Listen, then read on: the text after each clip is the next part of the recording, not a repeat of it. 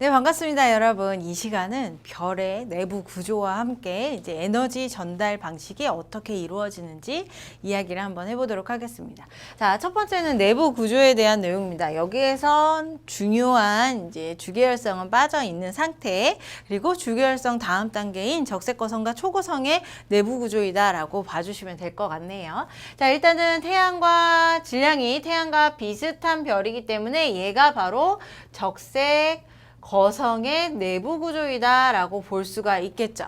자, 적색 거성의 내부 구조예요. 우리 적색 거성 같은 경우는 중심에서 수소 핵융합 반응이 다 끝난 다음에 중심부에 헬륨이 주로 존재하는 층이 될 것이다. 그래서 이 중심부에서 1억 켈빈 이상의 온도가 증가하게 되면 이제 헬륨 핵융합 반응이 중심부에서 일어나게 돼요. 그래서 중심부에서는 헬륨을 이용해서 헬륨 핵융합 반응의 결과 산소와 탄소를 만들게 되는 거죠. 중심부가 1억 켈빈이 되면 그 바깥쪽 껍질, 바로 중심부 바깥쪽 껍질은 충분히 1000만 켈빈이 될 수가 있어요. 그러면 그 1000만 켈빈이 된 부분에서는 수소가 존재하니까 여기에선 다시금 수소 핵융합 반응이 일어나겠죠. 그래서 수소 핵융합 반응이 일어나서 이 바깥쪽 껍질에서는 헬륨이 만들어지게 되는 겁니다. 그리고 그 더 바깥쪽에서는 아직 핵융합 반응이 일어나지 않았기 때문에 수소로 쭉 채워져 있는 상태이다라고 볼 수 있겠죠. 자, 이게 바로 이제 적색 거성의 모습. 그래서 헬륨 핵융합 반응이 모두 다 맞춰진 다음에는 어떤 원소들이 포진되어 있느냐? 중심에는 탄소나 산소가 포진되어 있고, 그다음 그 바깥쪽에는 수소 핵융합 반응의 결과인 헬륨이 포진되어 있고, 그다음 더 바깥쪽에는 이제 더 이상 핵융합 반응이 일어나지 않았던 원래 상태인 수소가 포진되어 있다라고 볼 수가 있겠습니다. 자, 요게 적색 거성의 모습이고요. 자, 이것보다 질량이 더 커요. 매우 큰 별, 얘 같은 경우는 초거성으로 진화를 하죠. 초거성. 적색 거성보다 더 크기도 크고 팽창된 모습의 별인데, 얘 같은 경우는 일단은 여기 적색 거성처럼 중심부에서 헬륨 핵융합 반응이 이렇게 일어나요. 그 다음에 이제 헬륨이 다 멈춰지게 되면, 핵융합 반응이 멈춰지게 되면 중력 수축이 일어나면서 중심부의 온도를 더 올리죠. 1억 켈빈 이상, 훨씬 15억 켈빈, 2억 켈빈 이런 식으로 쭉 올려버리게 되면 무슨 반응이 일어나냐면 탄소와 산소를 이용해서 혹은 탄소를 이용해서 이제 핵융합 반응을 하게 되는 거죠. 탄소 핵융합 반응이 중심부에서 막 일어나요. 그러다가 이제 이 탄소 핵융합 반응이 중심부에서 일어날 때 이 바깥층은 탄소 핵융합 반응의 온도보다는 낮은 헬륨 핵융합 반응이 일어나고, 더 바깥층은 이제 수소 핵융합 반응이 연달아 일어나게 되는 거죠. 그러다가 중심부에서 탄소가 이제 다 고갈이 됐어요. 그러면 다른 재료들만 남았네요. 이 재료들을 이용해서 다시 온도를 올리고, 그 온도가 충족이 되면 중심부에서 다시 이제 네온 핵융합 반응이 일어나면서 황이라든가 규소 같은 애들을 만들기 시작을 한다고요. 그럼 그 바깥쪽 껍질에서는 또다시 온도가 이제 충분하기 때문에 탄소 핵융합 반응이 일어나고, 이런 식으로 점점 온도가 낮은 바깥쪽으로 가면 갈수록 온도가 낮은 핵융합 반응들이 연쇄적으로 일어나게 되어 있습니다. 그 이유가 그것에 의해서 이제 이 모양이 양파 껍질처럼 생겼다, 양파 껍질 구조이다 라고 얘기를 하는 거죠. 자, 이런 초거성은요, 어디까지 핵융합 반응을 하게 되냐면 중심부에 철을 만들 때까지만 핵융합 반응을 하게 돼 있어요. 이 철이 가장 안정적인 놈이기 때문에 얘는 아무리 온도를 올려도 이제 더 이상 핵융합 반응을 하는 이런 반응 자체를 하는 아이가 아니라 자기 자신 혼자서 유유히 살아가는 아이기 때문에, 안정적이어서 유유히 살아가는 아이기 때문에 온도만 올라가게 되는 거죠. 이 별의 온도만 막 올라가요.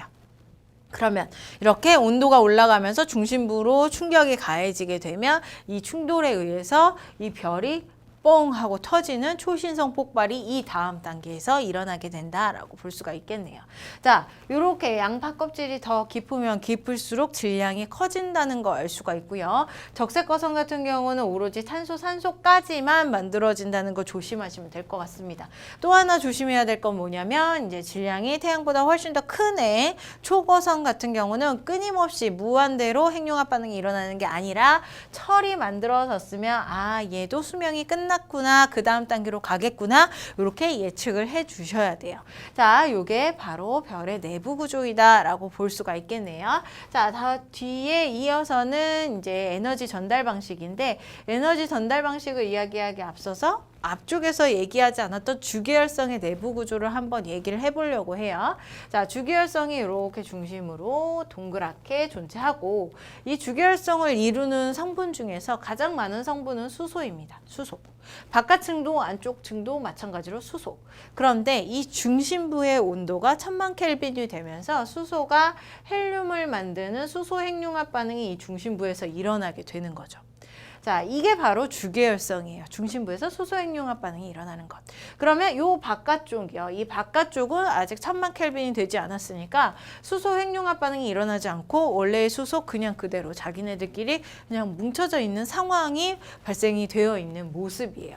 자, 이런 모습에서 어떻게 압력이나 힘이 가해지게 되느냐.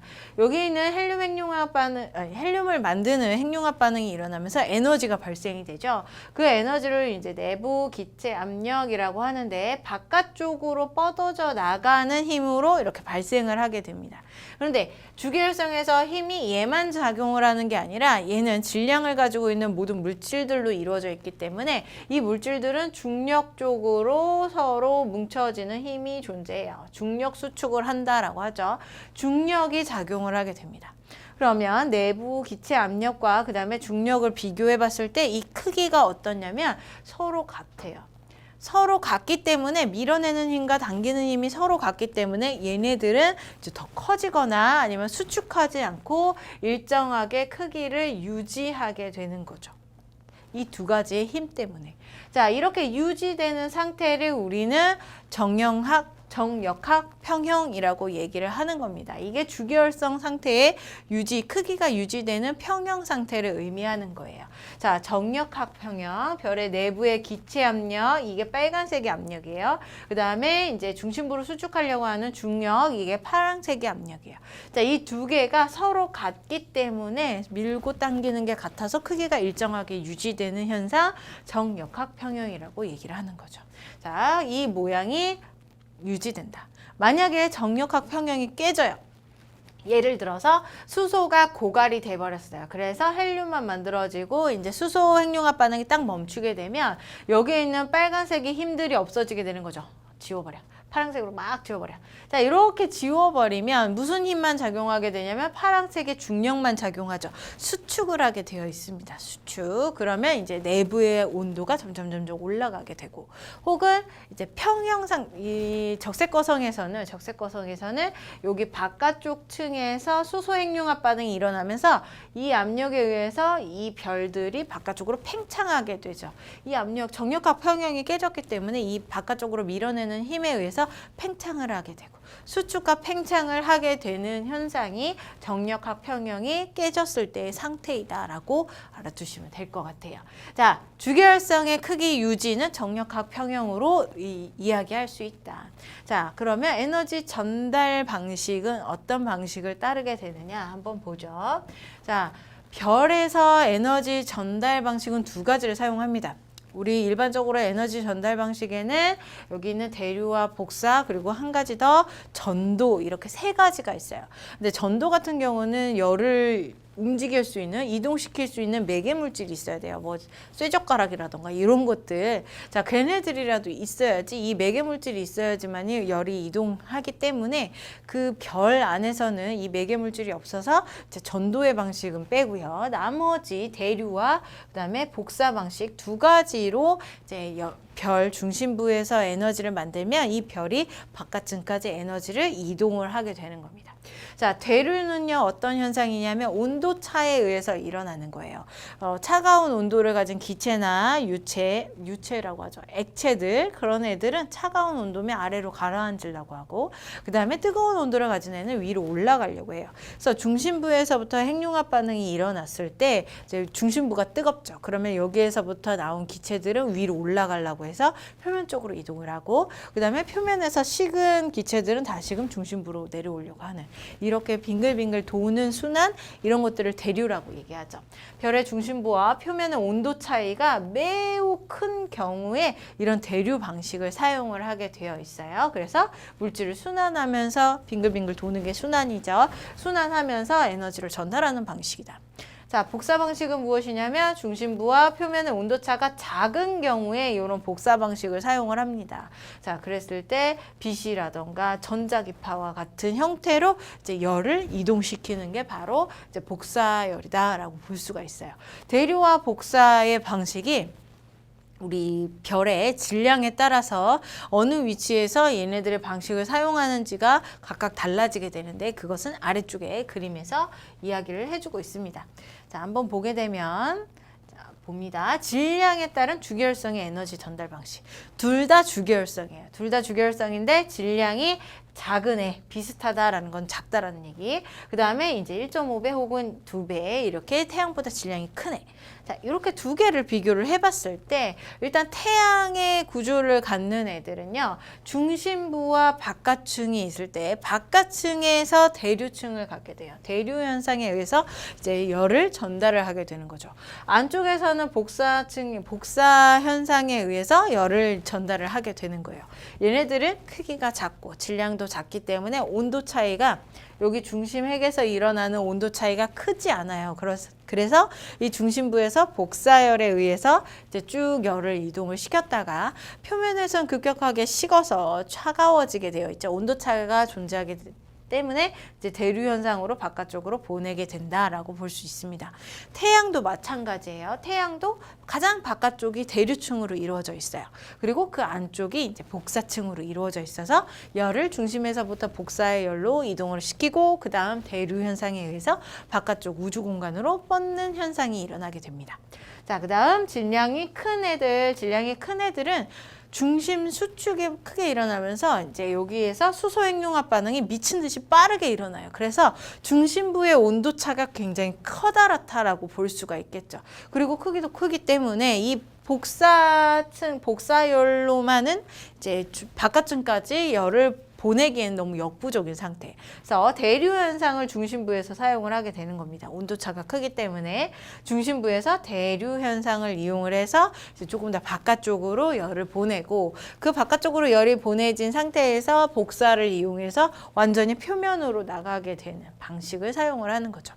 여러분들은 질량에 따라서 이렇게 두 개가 서로 반대로 작용을 하죠. 대류층이 바깥쪽이냐 안쪽이냐 이렇게 질량의 차이로 존재하게 되는데 태양을 기준으로 기억을 하시면 좋아요. 태양이 바깥쪽이 대류층으로 이루어져 있기 때문에 태양을 기준으로 질량이 작은 애들이 바깥쪽이 대류층이고 안쪽이 복사층이구나 이렇게 기억을 하시면 문제 푸는데 조금 더 수월하지 않을까라는 생각이 듭니다.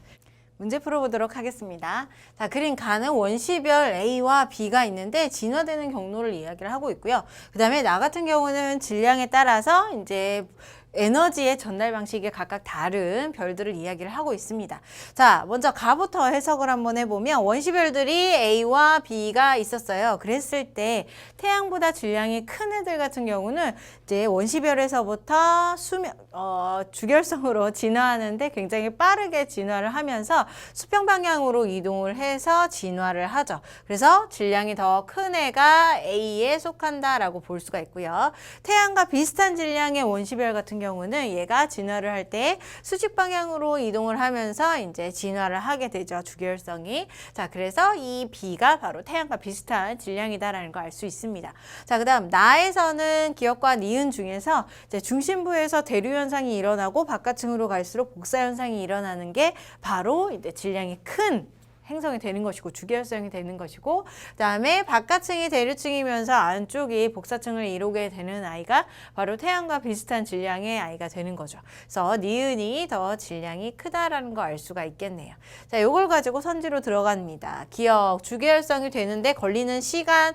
자, 시간은요 질량이 클수록 빠르게 되어 있어요. 그래서 질량이 큰 A가 빠르다. A가 더 길지 않고 짧다. 자, 그 다음에 니은 A가 주기율성 단계에 있을 때 내부 구조는 누구에 속하겠느냐? 질량이 큰 니은에 속하겠죠. 그래서 니은이다. 자, 핵에서 CNO 순환 같은 경우는 질량이 큰 주기율성에서 일어나는 수소핵융합 반응이에요. 자, 그랬을 때 기억이 니은보다 기억이 우세하다 그랬는데 얘는 질량이 적으니까 우세하지가 않겠네요. 자, 그러면 정답은 2번 니은만 정답이 되겠습니다.